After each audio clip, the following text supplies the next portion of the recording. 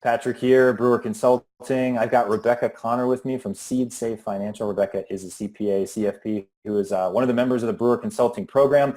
So I just wanted to record this video with Rebecca just so you get a sense if you're evaluating the program on the type of results that you might expect if you were to sign up for Brewer Consulting. So just to kick it off, because I know everybody has a somewhat short attention span, Rebecca, if you just want to go ahead and give us a quick overview since you started in Brewer Consulting in January, about 3-4 months ago now, what type of results have you seen from the program? I've seen 8 clients come through, signed, sealed, and delivered. I've got 5 other proposals out right now, so probably going to end up with another 4 clients here in the next week or 2.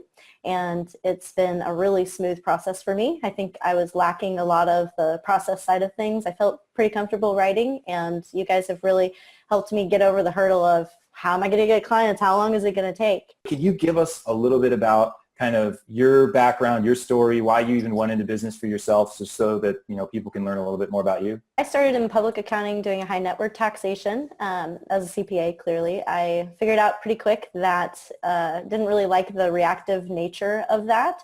So then I joined DFA, Dimensional Fund Advisors, and really got to flourish there and find out how much I love clients and how much I love really getting in deep over a longer term relationship. When I moved out here, I joined a firm, but realized that I'm not really willing to compromise on what I think should be, the best you can provide customer service-wise, as well as a life for yourself. So that's how I ended up working for myself and growing that over the last 2 years part-time to be able to take the dive and make it a full-time endeavor. It only took me a few months to realize, oh crap, I can't do this alone.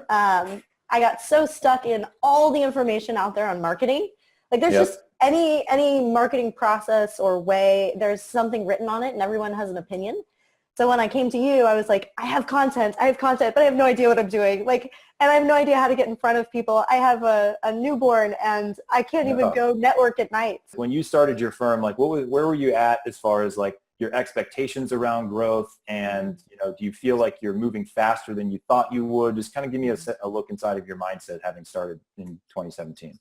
Yeah, so I guess part of my expectations were set based off of conversations I'd had with others. So I had very low expectations. I've heard the first 2 years are extremely painful, and you're lucky if you can get 10 clients by the end of the year. And that the cash flow is just going to be a negative outflowing. My husband and I did save up 2 years worth of expenses so that I could make the jump, but as a financial planner, I didn't really want to take those kinds of risks. So I wanted to be profitable much sooner than that. So I started with my blog because everyone says, write a blog and put content out there and, people and good things and karma will come to you. Well, I wrote a lot of content. I learned how to do SEO myself. I ranked first page for a lot of the search terms I wanted to, but it still wasn't enough to actually turn them into clients quickly. So I think while content creation is really important for the longer term and building the trust profile as well as helping clients understand who you are and how you come at things, it's not a great conversation starter in the sense of reach out to me now and let's start now and let's get this going. I was comfortable with what I had been doing, right? Even if it wasn't producing results, and I had to get uncomfortable and put myself out there in a way that I'm not used to. So at first I kind of had this struggle of oh my gosh, is this me? Can I even do this? What, where you're trying to reason in your head of what does this mean for me? Or am I different than I thought I was? And it's no, it really is in the end, it's a game, so to say. There are metrics that you try to meet, and the only way you can make those metrics work out is the more and more people that you get in front of and you touch. When I first came to you guys, I knew I was really good at taxes. I kind of knew I wanted to do tech. I knew I wanted to do, small businesses, something around that area, just because they have more planning needs. But when we started talking about how we would go forward, it was oh, I've got to get really specific if I want to get really good results. So I took your advice in that. Instead of just saying yes, let's continue with tech and scope it out based on this, we went company specific so that we could really make an impact. Because the whole reason we went into business for ourselves is because we think we can do it better, or we think we can do it better for that person. So great. This helps me get in front of more people to say hey, this is something you should focus on. Where are you specifically looking to go with your firm? For me, it's trying to figure out how to optimize process on the back end and maximize impact on the front end for my clients, and to have systems in place that make things very like pack and play, where it's, or pack and play, sorry, that's a crib reference. Plug and play, thank you. As you can tell, still figuring this out. Good. So plug and play of like, okay, great, like you need this kind of help. Okay, here's the module, like we're gonna run you through that. So my goal is, by being able to systematize on the background, I bring on experts in certain things. So this year I brought in an expert that's great at job in investments. At the end of the year, I'm going to bring in somebody that's amazing at budgeting and financial aid planning. So like, it's really about figuring out how to build the most efficient cow, and then figure out how to get the most meat out of that cow in the future. So right now, this is my year of figuring out marketing. Next year is building expertise in the right areas, and then the year after that is going to be figuring out if I can build software around it and how I can continue to connect with as many people as possible and provide those services that I know that they can do. So the midterm goal is really to build a company that can reach the most people, bring the most value with the lowest overhead in the back end, and to make it a streamlined process, which I think there are probably a few other advisors thinking that same thing right now. Our value proposition at Brewer Consulting is being kind of an outsourced CMO, right? To the point where we help you kind of on the front end with lead generation, audience building, awareness, getting clients, being sustainable, getting you to the point where you're executing on the things that you're awesome at, kind of that CEO role, getting people in the right seats, educating them. Do you think that you would find value in kind of the extended membership of being part of Brewer Consulting, as far as the sales, the training, the marketing, the client experience, all the stuff that we're working on inside of the program that is related to marketing but is actually a lot different? I can actually see one of the charts here. That's not intentional. I've got one of my like sales charts in the background here.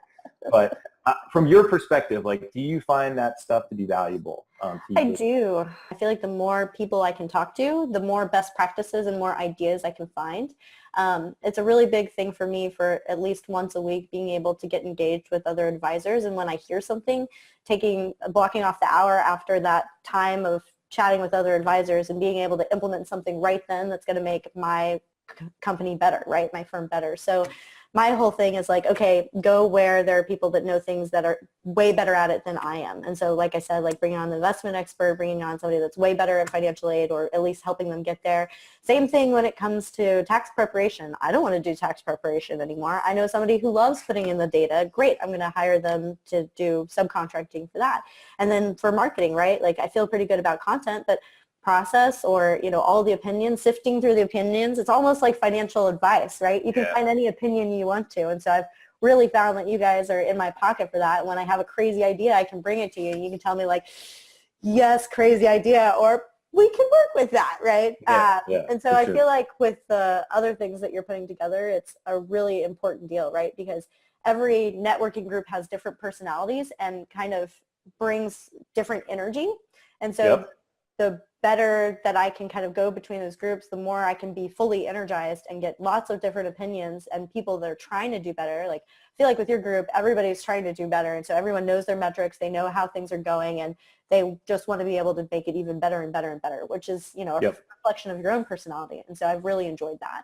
You took all the advice we had. So I remember our first call, like I was in Boston visiting one of my friends, and I was in his apartment meeting. We had a 401k meeting on the wealth management side. So anyone watching this, I also own a wealth management firm, SurePath Wealth Management. So we were doing a 401k meeting in Boston, and I had a call with you an hour before, and I'm like, okay, you need to do all these things. We created this list in Google Docs, it's like 15 lines long, and I was like, we'll check in about a week and a half, and like, let's see how much progress you've made. And then we get on the next call, and I'm like, okay, so did you do anything? And you're like, oh, it's all been done.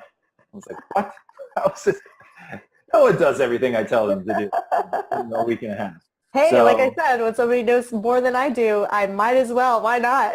Worst thing that can happen is I sit with my content and have nobody coming in, like was already the problem. So I'm just happy that you executed on it and that you're getting results. So I don't know if anybody's still hanging around watching this video, but Rebecca, we're grateful to have you in our group. We're looking to continuing to create value on our team on the marketing, client experience, sales side, and we just appreciate your dedication of following the process, and we're excited to see where your firm gets to over the next couple of years. Thank you.